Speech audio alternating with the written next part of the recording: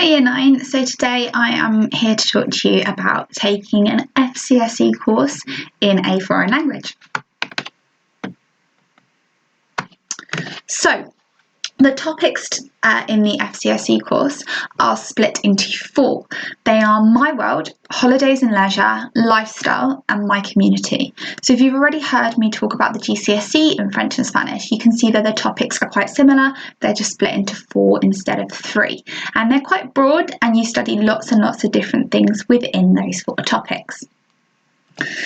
The exams themselves are split into listening, reading, writing and speaking, but lots of them are done within class and prepared for within class and then sent off to an examiner to actually mark. So in the listening, you would do 3 listening assignments and they would be sent off to the exam board. For the reading, you would do 3 reading assignments and then a translation from either French or Spanish into English. For the writing, you would do a translation from English into French or Spanish, and then you would do 2 slightly longer paragraphs of your own writing. And then the speaking would be, that one's more like an actual exam where you would sit down with an examiner and speak with them in French or Spanish. And then also within class time, we would have recorded 2 conversations with your teacher and they would also be sent off to the exam board to mark. So as you can see, it's kind of done a lot more over the course of the 2 and a bit years rather than just being all right at the very end. The extracurricular opportunities in the FCSE are the same as they would be if you'd chosen the GCSE in a language. So we have some links with some companies in the UK where we go and we speak French or Spanish whilst we're still in the UK.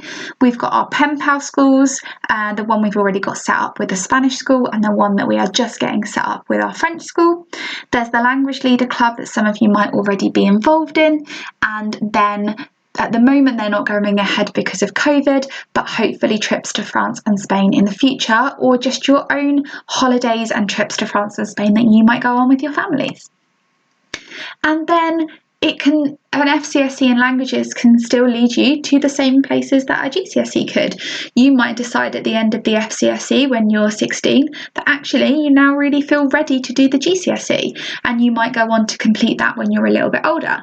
You might choose to go and study abroad and do some qualifications abroad in the future, maybe when you're 17, 18, or maybe when you're much, much older. You might choose to go live in one of those countries. And remember, there are 20 countries in the world that speak Spanish, and there are 29 that speak French. So you've got a whole choice of places that you could go to there.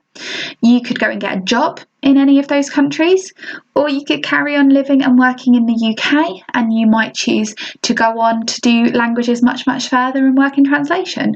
Or you might choose to have that FCSE and go on to do something like working for the army, where they really, really like you to have had a qualification in a language, but that you don't need to speak that language to do it. You just have that there because it shows that you've been really, really hard working and that you've done something a little bit different to lots of other students. So if you have any questions on this, please feel free to come and talk to me about it or send me an email, and I'm happy to go over anything you might want to ask.